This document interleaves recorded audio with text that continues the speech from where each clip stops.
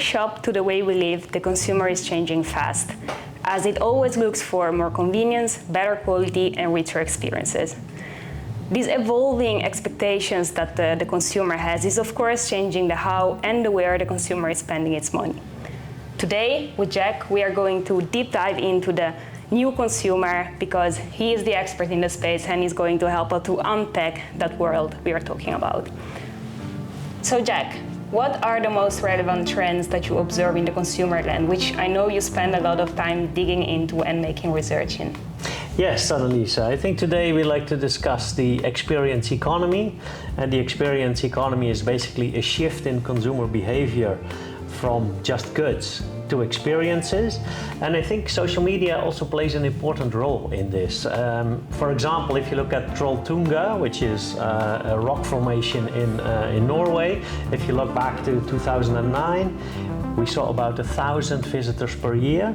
Nowadays, as consumers look for Instagrammable experiences, that has increased to 80,000 a year. So an 80 times increase in just 10 to 15 years. So we see a lot of consumers looking for these types of experiences.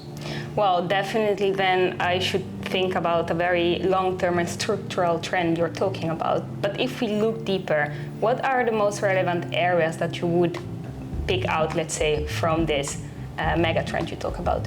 Sure, there's two I'd like to highlight. The first one is music and video streaming and entertainment in general.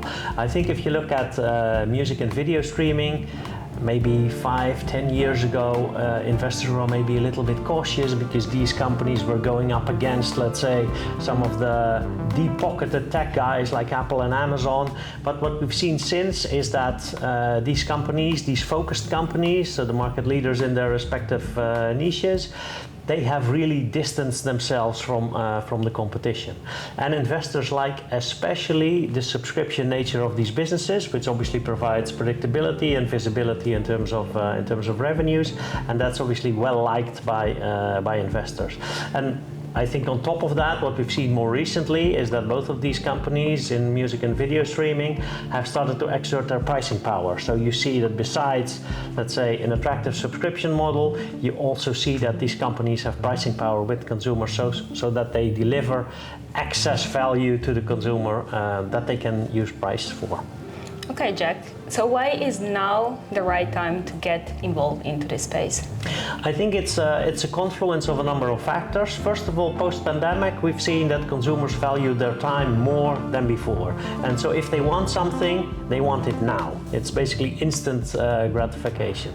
The second thing is that from a technology perspective, we've seen rising smartphone penetration, we've seen improvement in payment infrastructure, we've seen technologies like AI act as an enabler for these types of services. So you have and the value of time and technological improvement that have added basically a reason for the why now for this shift towards the experience economy.